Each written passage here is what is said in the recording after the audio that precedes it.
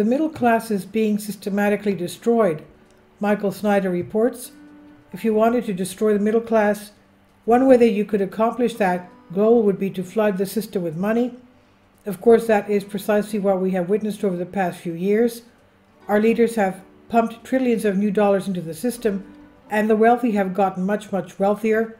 But meanwhile, the rest of us have seen the cost of living rise much faster than our paychecks have. As a result, we're getting poorer and the middle class is shrinking. Over time, our capitalist economy has steadily evolved into a system where almost all of the wealth and almost all of the power are concentrated in the hands of giant institutions. Collectively, big government and big corporations run virtually everything, and this system of corporate socialism funnels tremendous amounts of wealth into the pockets of a very small minority of the population. If you are in that club, life is good. But if you are not in that club, life can be a struggle. The gap between the rich and the poor has steadily grown, and now it is larger than it has ever been before. Even U.S. Senator Bernie Sanders acknowledges that we have a massive problem on our hands. Today, half of our people are living paycheck to paycheck. 500,000 of the very poorest among us are homeless. Millions are worried about evictions. 92 million are uninsured and underinsured, and families all across the country are worried about how they are going to feed their kids. Today, an entire generation of young people carry an outrageous level of student debt and face the reality that their standard of living will be lower than their parents. And most obscenely, low-income Americans now have a life expectancy that is about 15 years lower than the wealthy. Poverty in America has become a death sentence. Meanwhile, the people on top have power, have never had it so good. The top 1% now own more wealth than the bottom 92%, and the 50 wealthiest Americans own more wealth than the bottom half of the American society, 165 million people. Of course, Sanders believes that even more socialism is the answer, but more socialism is never the answer. Centralizing wealth and power leads to widespread poverty. We have seen this same pattern over and over again all over the globe. Decentralizing wealth and power leads to boundless prosperity like we saw in early America. Unfortunately, our current system is what it is, and the middle class is being absolutely crushed. Earlier today, I came across a tweet from Mike Chernovich that really resonated with me. I made $10 an hour as a part-timer worker in Home Depot-style store, $12.50 on weekends. This was 1990s in a small town. It would be $19 an hour today and 24 hours on the weekends. I checked the same job today. It's $12.50 an hour.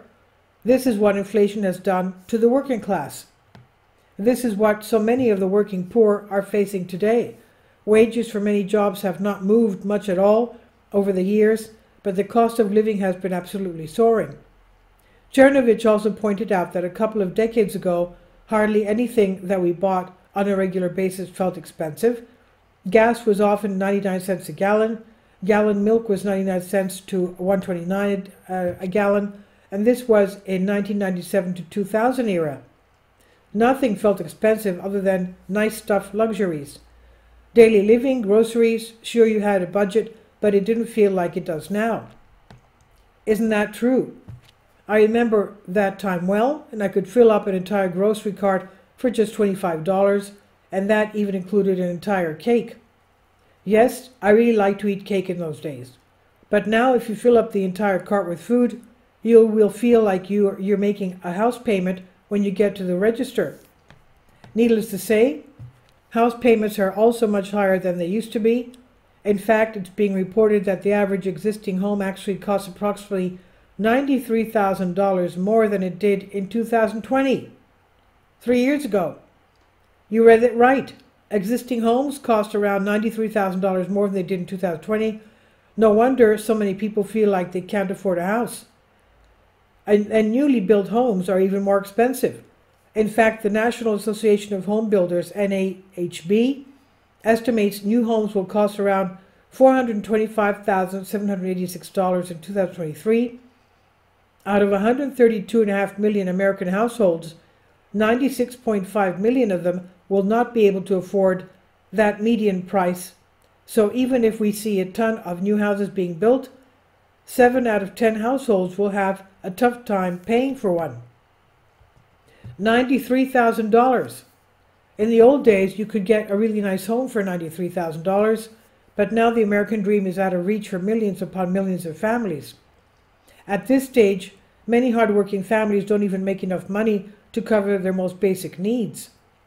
More than a third of U.S. families that work full-time do not earn enough money to cover their most basic needs, including housing, food, and child care, a new study shows.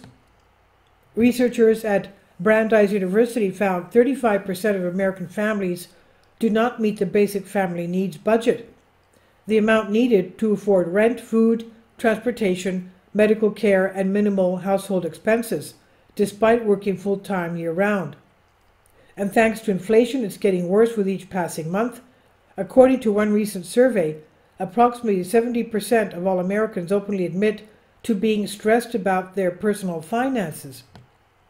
Some 70% of Americans admit to being stressed about their personal finances these days, and a majority, 52%, of U.S. adults said their financial stress has increased since before the COVID pandemic began in March 2020.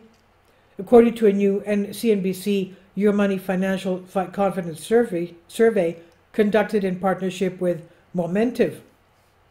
A lot of you up there are in the same boat. You're working as hard as you can, but it seems like there's never enough money at the end of the month. That's because the game is rigged. Our system has been so corrupted that now almost all of the economic rewards are being funneled to those at the very top of the food chain. Meanwhile, the middle class is being absolutely eviscerated, and poverty is spreading like wildfire all over the nation, it appears. And this is by Michael Snyder. He says about the author, my name is Michael, and my brand new book entitled End Times is now available on Amazon. In addition to my new book, I've written 6 other books that are available on Amazon, including 7-Year Apocalypse, The Lost Prophecies of the Future of America, The Beginning of the End, and Living a Life That Really Matters, commissions earned. When you purchase any of these books, you help to support the work that I'm doing, and one way that you can really help is by sending copies as gifts to family and friends. Time is short, and I need help getting these warnings into the hands of as many people as possible. I've also started a brand new Substack newsletter, and I encourage you to subscribe so you won't miss any of my articles. I've published thousands of articles on the Economic Collapse blog, End of the American Dream, and the most important news. And the articles that I publish on those sites are republished on dozens of other prominent websites all over the globe. I always freely and happily allow others to republish my articles on their own websites, but I also ask that they include this about the author section with each article. The material contained in this article is for general information purposes only, and readers should consult licensed professionals before making any legal, business, financial, or health decisions. I encourage you to follow me on social media, Facebook and Twitter, and any way that you can share these articles with others is definitely a great help. These are such troubled times and people need hope. John 3:16 tells us about the hope that God has given us through Jesus Christ. For God so loved the world that he gave his only begotten Son, that whosoever believeth in him should not perish, but have everlasting life. If you have not already done so, I strongly urge you to invite Jesus Christ to be your Lord and Savior today. This is on the Economic Collapse blog by Michael Snyder. Please leave your comments, and thank you for your support. Finally, support my Patreon account. The daily posts are 5 videos daily, and they are totally different from what I have on my YouTube channel. Thank you so much for your support and that you find all my content so interesting. You'll find the Patreon account details in the description box below.